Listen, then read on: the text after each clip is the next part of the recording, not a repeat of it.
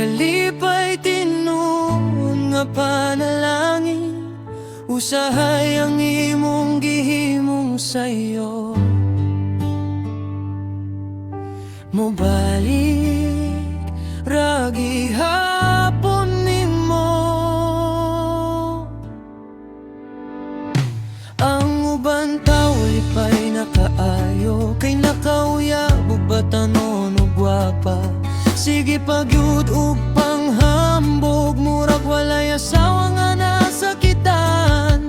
Proud kaayo siya sa barkada, ipakita pagyud sa social media.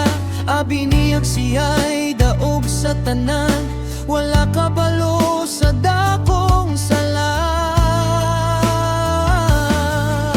Nalimot na sa saad sa altar, nga hangtod kamatayon magtinumanay. Gibaliwala ang pamilya, tungod lang sa kalipay nga temporaryo ra.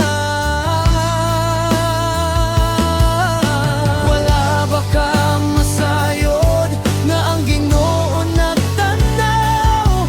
Bisan matago sa katawan, dili gyud matago sa langit.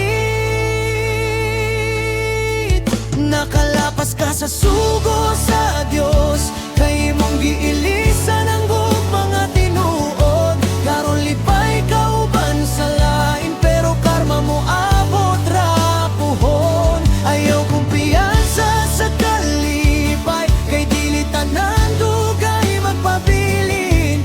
Ang ginuray nakahibalo sa tinuod nimong batasan. Bisan gwapa pa imong kauban, kung puno pud sa pagpanikas, usa ka adlaw mo hila ka sa kasakit nga imong gitanu. Ang asawa nga pirming nagantos, hilom lang pero sakit kaayo. Samtang ikaw nagkatawa sa uban, siya gabi nang hilak sa kwarto. Ang mga anak wala kasabot, ngano nagkaguba ang pamilya, tungod sa usa ka tawong walay kahadlok sa sala.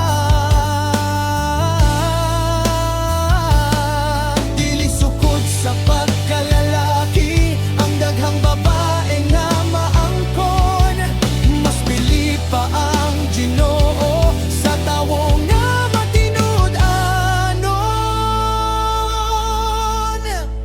Ang karma dili dali usahay, pero sigurado gyud mo abot.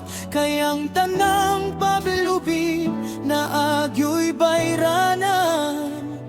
Basin karon nimo siyang gilimbongan, ug nagtuo kang malipayon ka, pero ug ikaw na pud biyaan, masabtan ra nimo ang tanan.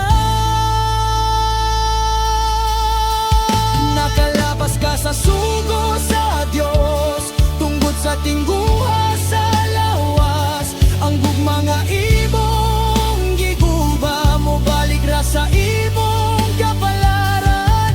Busa ayaw paghambog-hambog, kay walay sekreto sa langit.